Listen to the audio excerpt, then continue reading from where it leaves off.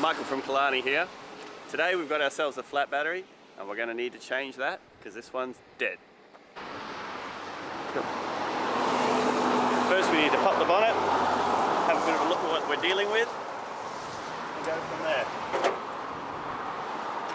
So our battery's flat here. What we're going to need to do is get a new battery. In this case we need to make a few notes about the car before we go up and get a battery.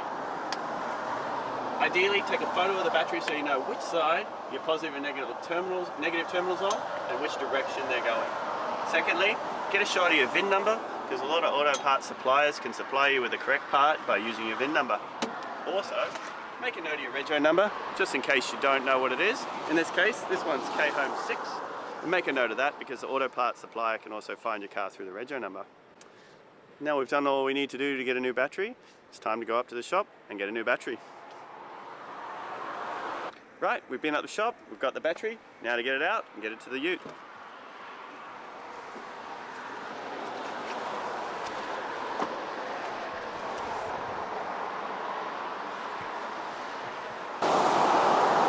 Now we've got our battery over to our car, now it's time to take out the old one. In this case, this is a Toyota, it's got a 10mm it needs to undo the entire battery, so we're going to use this to get it open.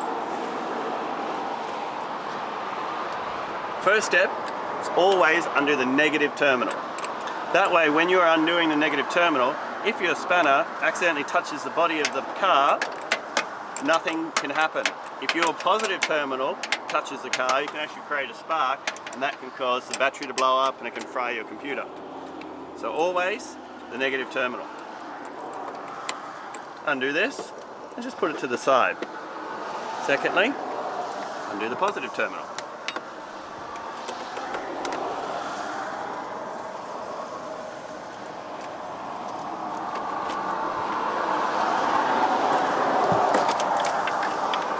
Now the battery holder. This battery clamp holds the battery down so it doesn't wobble around or vibrate when you're driving around. So undo this side, undo this side.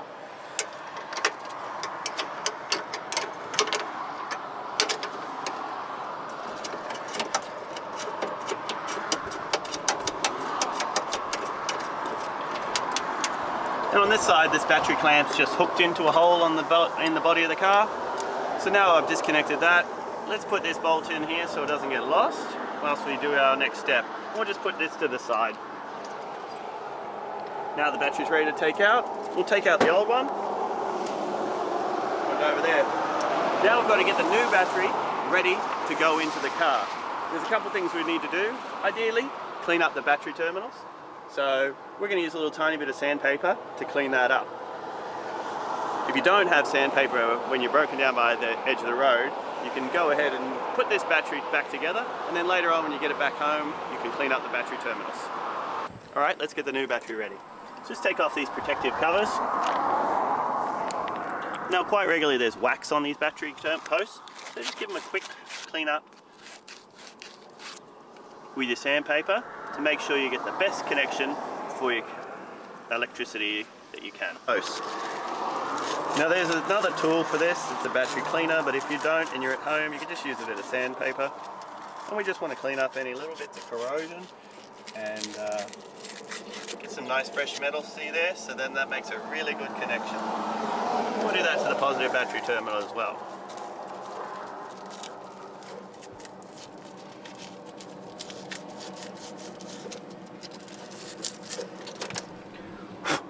Right, that's looking good. Now we're going to lift the battery in. Now we've got our positive terminal, which is marked by this plus, and that's the negative terminal here with the straight. So the positive terminal needs to line up with the red. If for some reason you don't have these red covers on your battery terminals anymore, the negative battery terminal is connected to the body of the car. That's the earth strap side. So that's the negative terminal if you don't have the color-coded battery terminals on your car anymore. So this is the reverse of the way we took it out. First thing we're going to do is put the battery clamp back on. So we'll position the battery in the right spot. That's sitting nicely in its battery tray. Now we want to put the clamp in. This little hook's in a little hole that's down here. Sort of got to feel around and hook it in, and that's all hooked in.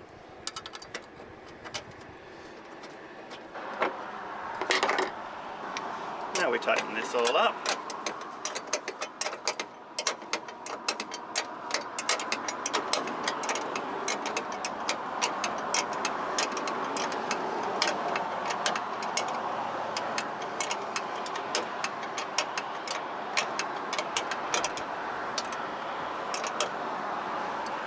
See, that's still a bit loose on this side.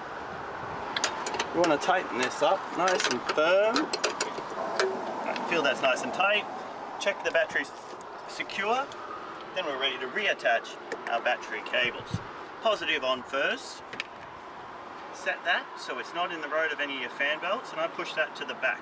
It wanted to sort of sit like that, and I've just tilted it towards the back. Now we want to tighten that up. It's nicely on the post. See how it's slightly poking past the battery terminal? That's fitted lovely. So let's tighten this up.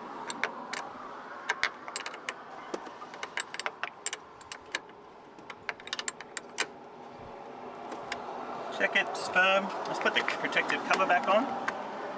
Now we'll put on the negative terminal.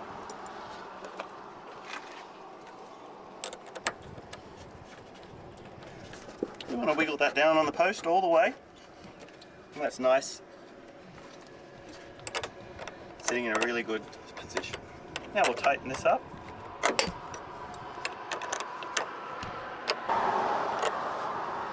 Lovely. Alright, so that battery is now fitted.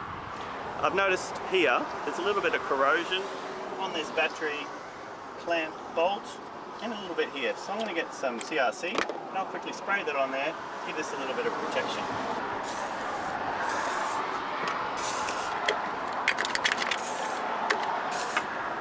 And that's good to go.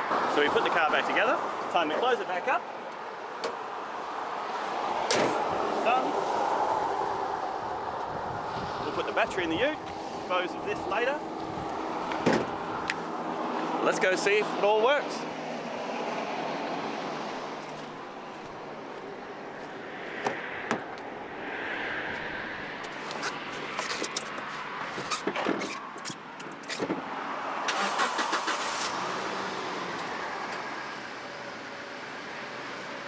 Perfect.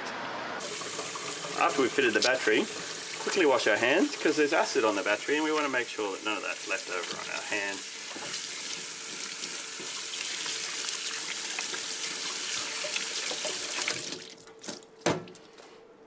And that's it. Alright, now we've just got one final step. We've made sure the battery works, everything's going good. We need to engrave the date we bought it and the invoice number on the battery. This battery has a 30-month warranty, so it's highly likely we're going to lose the invoice between now and if potentially this battery stops working. So this way, if we lose it, we can go back to Repco, which is where we got this one from, and we can just quickly give them the invoice number, they can look it up and give us warranty on the battery if it does play up. So I've got this little nifty engraver from Bunnings. Currently about 20 bucks. That way you can engrave anything when you install it. This engraver is battery operated, doesn't need to be plugged in, and it's super portable. So that's the date taken care of. Now I'll put the invoice number on. And that's it.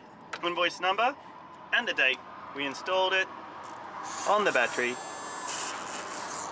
so we don't need to look it up when it comes time to potentially claim this battery under warranty. Alright, thank you. Thank you for watching How To with Michael. If you like my video, give it a share and give us a like.